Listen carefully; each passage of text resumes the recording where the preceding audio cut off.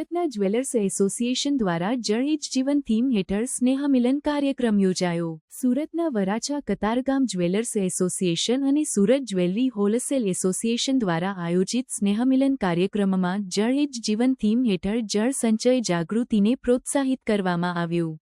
આ કાર્યક્રમમાં મુખ્ય અતિથિ તરીકે ભાજપ પ્રદેશ અધ્યક્ષ અને કેન્દ્રીય મંત્રી સી.આર. પાટીલ, ગૃહ રાજ્યમંત્રી હર્ષ સંઘવી, પર્યાવરણ મંત્રી મુકેશ પટેલ, મેયર દક્ષેશ માવાણી અને શહેર ભાજપ અધ્યક્ષ પરેશ પટેલ ઉપસ્થિત રહ્યા. પરમાર્થ નિકેતન આશ્રમના સ્વામી ચિદાનંદ સરસ્વતીની ઉપસ્થિતિએ કાર્યક્રમને આધ્યાત્મિક ઊંચાઈ આપી. કાર્યક્રમમાં જ્વેલરી ઉદ્યોગ સાથે સંકળાયેલા વેપારીઓ અને તેમના પરિવારજનોનું સન્માન કરવામાં આવ્યું, જેમાં 80 વર્ષથી વધુ ઉંમરના વડીલો અને ઉદ્યોગમાં કાર્યરત મહિલાઓનો વિશેષ સન્માન કરવામાં આવ્યો. આથી ઉદ્યોગમાં મહિલાઓના યોગદાનને માન્યતા આપવામાં આવી.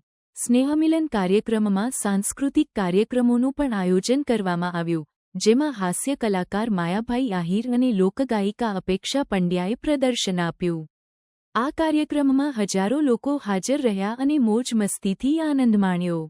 આ સ્નેહમિલન કાર્યક્રમ દ્વારા જળ સંચય અને જાગૃતિના સંદેશને પ્રસારિત કરવામાં આવ્યો, જે સમાજમાં પર્યાવરણ જાગૃતિ અને સામૂહિક જવાબદારીની ભાવના જગાવે છે.